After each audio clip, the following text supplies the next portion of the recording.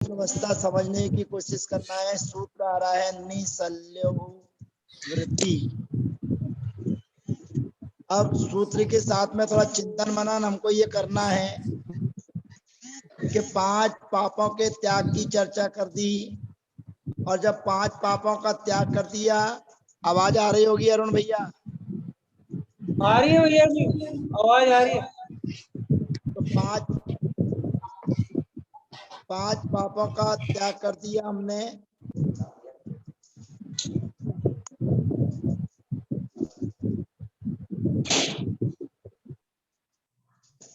5 पापों का 5 पापों का त्याग करके हम वृत्ति बन गए हैं। आवाज आ रही है? हाँ अब आ रही है। हाँ, 5 पापों का त्याग करके हम वृत्ति बन गए हैं। अब वृत्ति बनने के बाद में ये आचार्य भगवंत जो सूत्र कह रहे हैं, अब सूत्र के सामान्य अर्थ के पढ़ने में कुछ नहीं लगता है, लेकिन इसका जीवन प्रैक्टिकल रूप में हमको और आपको अवश्य समझना पड़ेगा।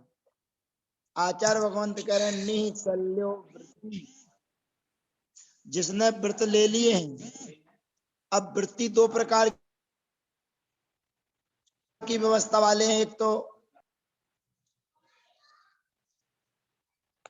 ये जो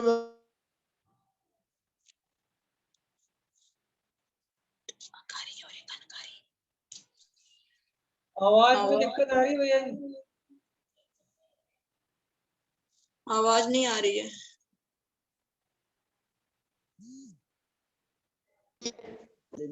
आवाज नहीं आ रही है भैया जी? हाँ, आवाज नहीं आ रही? अब आ अब आ रही। रही। आ रही है। तो ये यहाँ पर निसल्यो वृत्ति माने वृत्ति का जीवन कैसा होता है, तो वह शल्य रहित होती है। अब शल्य का मतलब 3 प्रकार की कर दी जाती है, माया, मिथ्या और निदान। अब यहाँ पर ये प्रसंग आता है कि वृत्ति का जीवन शल्य रहित कहा गया है, और शल्य के 3 भेद किए जाते हैं, माया, मिथ्या और निदान। अब चिंतन मनन ये करना है कि मिथ्यात्व को जो कहा गया है, तो मिथ्यात्व तो 4थे गुण स्थान में ही छूट गया, और वृत्ति का जीवन होता है 5वें गुण स्थान से चालू। तो 5वें गुण स्थान में रहने वाला जीव मिथ्यात्व से रहित है, ऐसा कहा गया कि शल्य रहित है, माया मिथ्या निदान से रहित है। लेकिन चिंतन मनन वाली बात यह है कि 4थे गुण स्थान में ही मिथ्यात्व चला गया है, और जब 4थे गुण स्थान में मिथ्यात्व चला गया तो 5वें गुण स्थान में वो कहां से आएगा, तो उसको रहित कहा जा रहा है। दूसरे नंबर पर कहा जा रहा है कि माया से रहित है। तो माया से रहित होने का मतलब, माया से रहित तो 9वें गुण स्थान में माया चलती है, और 4थे गुण स्थान में रहने वाले की अनंतानुबंधी माया चली जाती है। 5वें गुण स्थान में रहने वाले की अप्रत्याख्यान माया चली जाती है, और 6ठे और 7वें गुण स्थान में रहने वाले की प्रत्याख्यान माया चली जाती है, लेकिन संज्वलन माया उसके पास में रहती है। तो वो माया से रहित कहाँ कहलाया। अब तीसरे नंबर की चर्चा आती है जो निदान। अब निदान शल्य और निदान आर्तत ध्यान दोनों अलग अलग हैं। जब आर्तत ध्यान की चर्चा की थी तो उसमें आगे के गुण आगे बताएंगे कि निदान नाम का जो आर्तत ध्यान है वो 5वें गुण स्थान तक होता है, यानी 6ठे गुण स्थान आदि में नहीं होता है। और यहाँ पर वो आर्तत ध्यान रूपी निदान अलग वस्तु है, और यहाँ पर निदान कौन सा लेना, क्या वो आर्तत ध्यान वाला लेना या बिना आर्तत ध्यान वाला लेना। अब कहेंगे आर्तत ध्यान वाला लेना है, तो आर्तत ध्यान वाला अगर निदान लेना है तो 5वें गुण स्थान में वो आर्तत ध्यान वाला निदान रहता है। 5वें गुण स्थान में रहने वाला जीव निदान बंद कर सकता है, लेकिन 6वें और 7वें गुण स्थान में रहने वाला जीव भोगों की कांक्षा रूप तपस्या से निदान बंद नहीं कर सकता। और यहाँ पर जो शल्य कही गई है, निदान नाम की शल्य, अब परिभाषा तो दोनों की बदलेगी नहीं, परिभाषा एक सी ही है। तो जो निशल्यो वृत्ति कहा गया है कि वृत्ति शल्य से रहित होता है, तो दो का तो चिंतन मनन अपन ने कर दिया कि मिथ्या तो चौथे गुण स्थान में ही आने पर चला गया। और माया शल्य अभी गई ही नहीं है, माया कसाय अभी गई नहीं है, जिसको शल्य के अंतर्गत कहा है।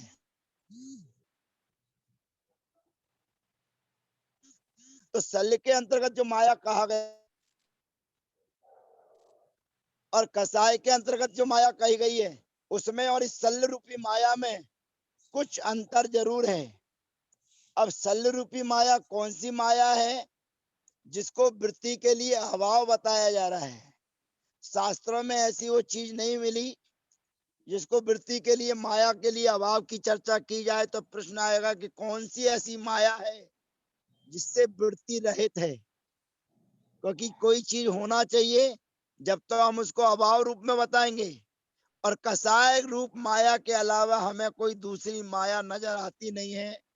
इसलिए ये सूत्र थोड़ा विचारणीय है और चिंतनीय है, क्योंकि आज तक हमारी समझ में नहीं आ पाया कि निशल्यो वृत्ति कहने से वृत्ति शल्य रहित कैसे है, किस प्रकार की शल्य लेना।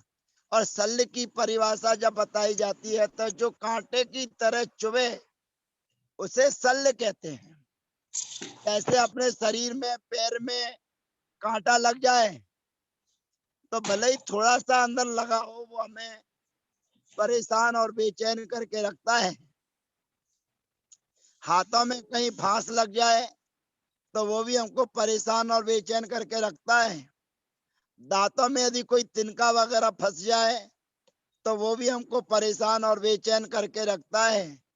ऐसे ही जिसने नियम व्रत संयम ले लिया है, वो व्यक्ति, वो वृत्ति, वो श्रावक, वो मुनि महाराज, वो माता जी, निशल्यो वृत्ति कहने का है कि वो शल्य से रहित है। तो किस प्रकार की शल्य से रहित है? अब ये चिंतन मनन में हमारा चिंतन आपके साथ में है कि जो नियम व्रत जिसने ले लिया है, चाहे श्रावक है, चाहे वृत्ति है, चाहे माता जी है, चाहे महाराज जी हैं, वे गृहस्थों से उनकी सोच अलग होती है। गृहस्थों का जीवन उसी उधेड़ बुन में चलता रहता है कि आज मुझे ये करना है, आज मुझे ये करना है, कल मुझे ये करना है, परसों लड़के की शादी करनी है, लड़की की शादी करनी है, ये और वो।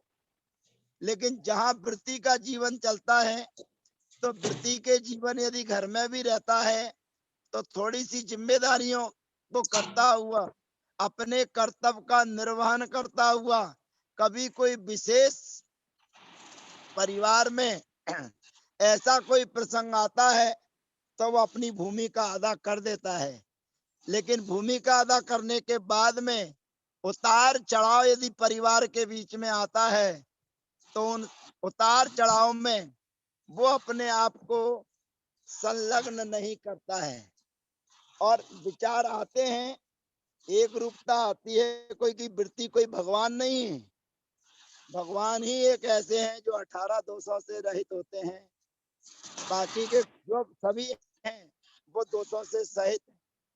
तो उनमें उतार और चढ़ाव आता है, तो उतार और चढ़ाव आने पर लेकिन जो स्थायी गांठ जो गृहस्थों के अंदर बैठ जाती है, वैसी गांठ वृत्ति में नहीं होती, ऐसा चिंतन मनन में आता है।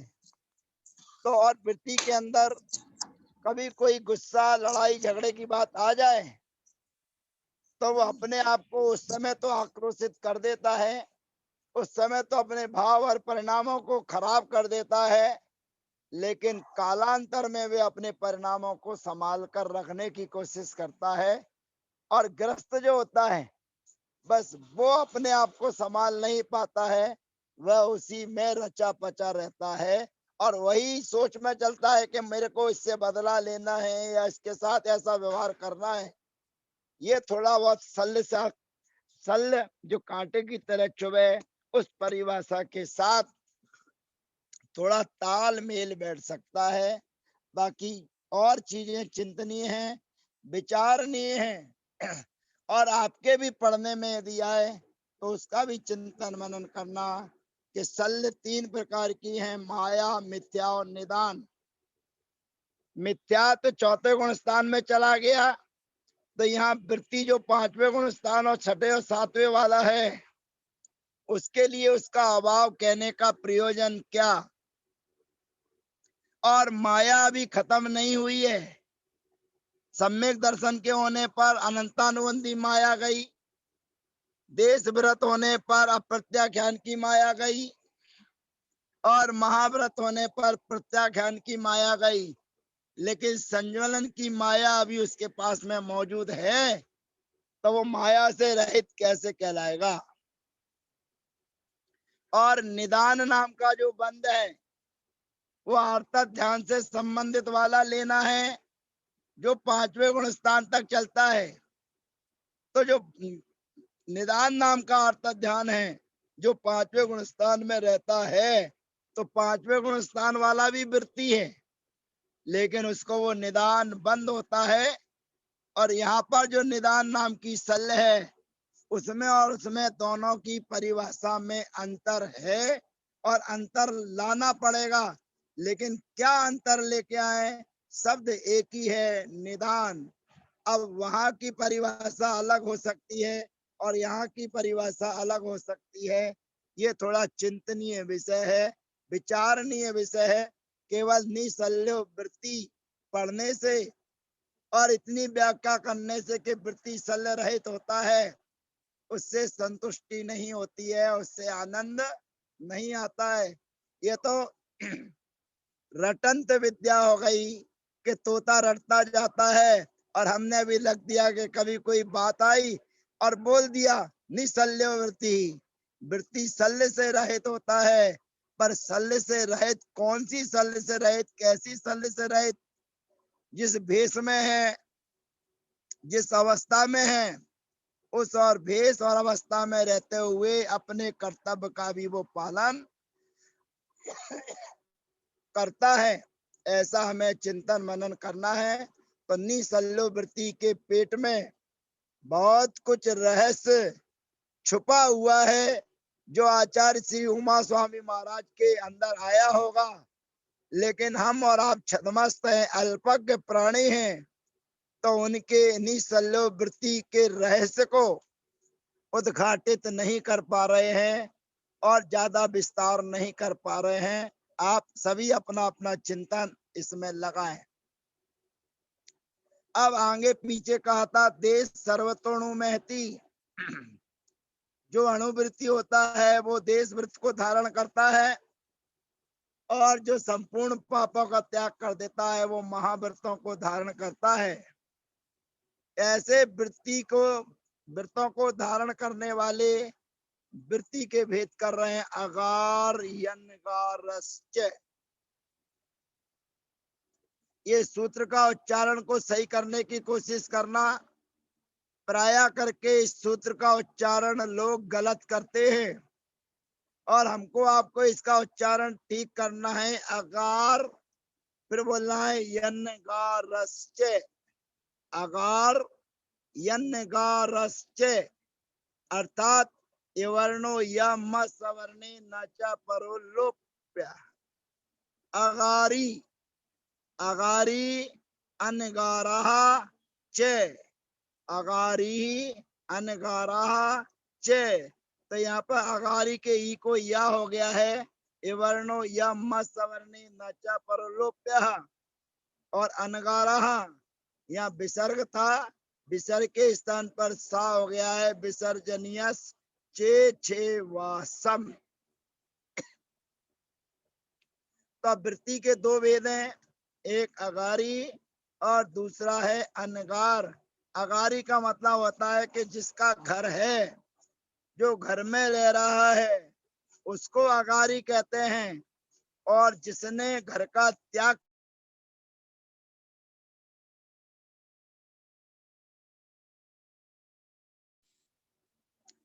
अब इस सूत्र का भी चिंतन मनन समझने की कोशिश करना है। आचार्य महाराज के सूत्रों के वाक्यों को ग्रहण करने की कोशिश करना है कि अगारी का मतलब है कि जो घर में रहता है उसको कहते हैं अगारी, और जिसने घर का त्याग कर दिया है उसको कहते हैं अनगार। अब मेरा चिंतन मनन और आपका चिंतन मनन विचारणीय है। जो घर में रहता है वो वृत्ति, जो घर में रहता है वो अगारी माने ग्रस्त, और जो घर में नहीं रहता है वो अनगार।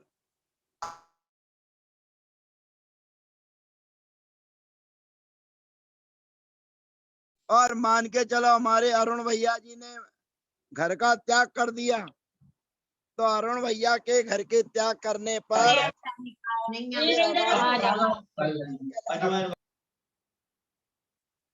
अरुण भैया जी ने, हमारे अशोक भैया जी ने घर का त्याग कर दिया, तब घर के त्याग करने पर अगारी कहलाएंगे कि अनगार कहलाएंगे, ये प्रश्न है। अशोक भाई और अरुण भाई हमारे प्रश्न का उत्तर दीजिए। आप दोनों ने घर का त्याग कर दिया, तो घर के त्याग करने पर आप अगारी कहलाएंगे कि अनगार कहलाएंगे?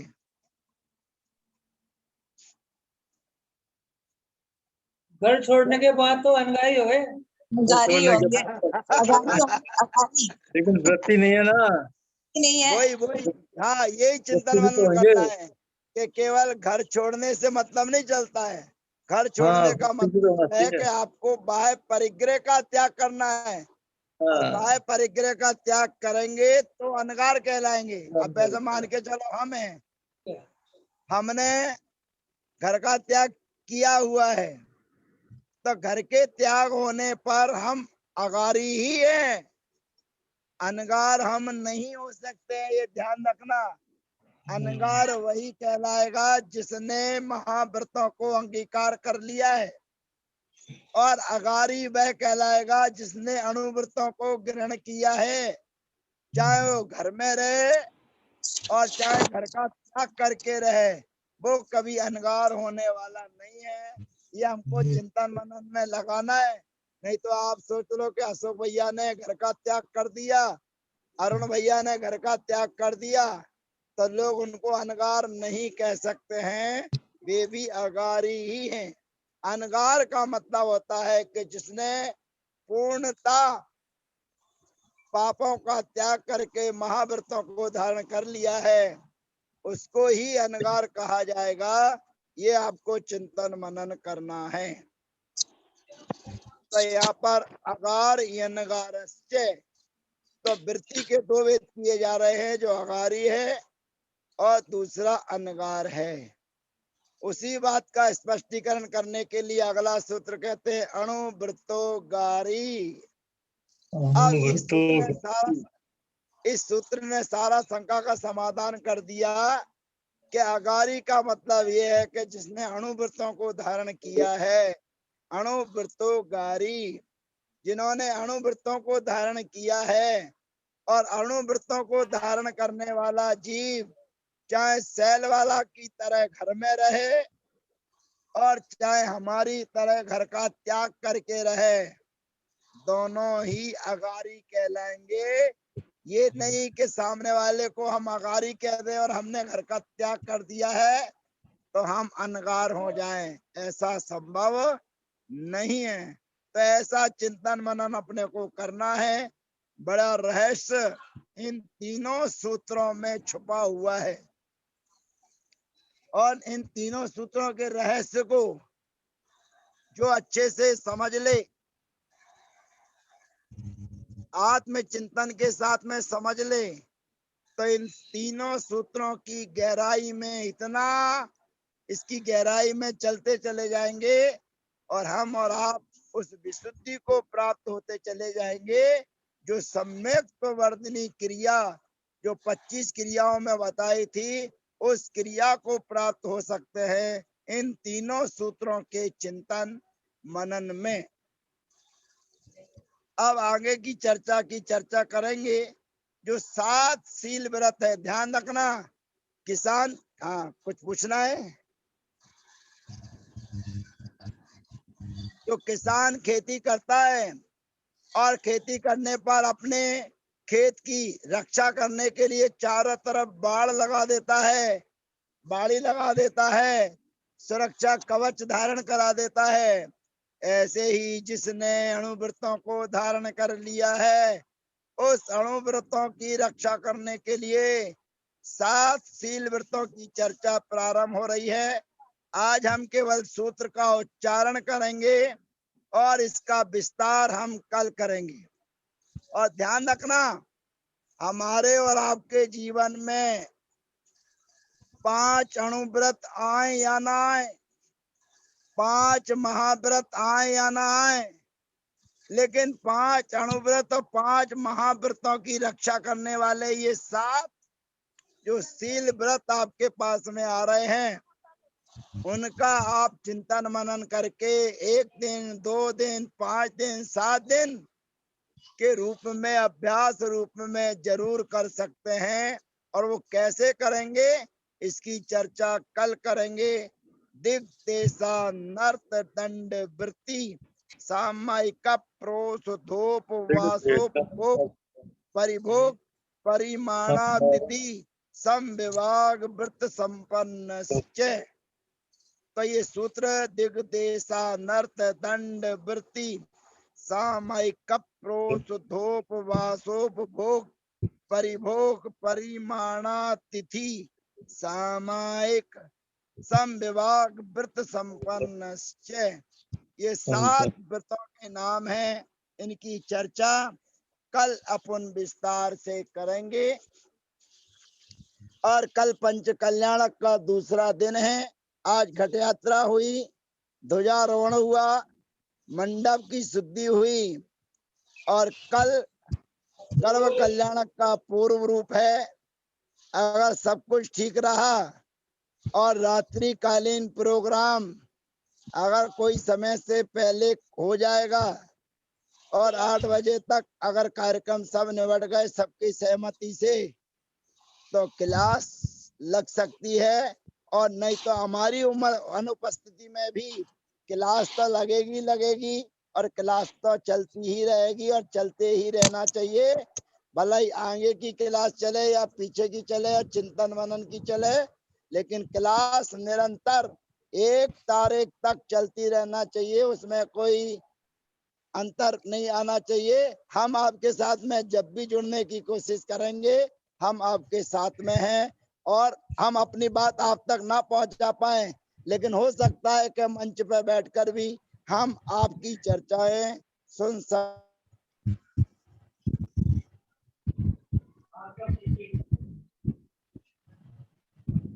जनवाणी की स्तुति।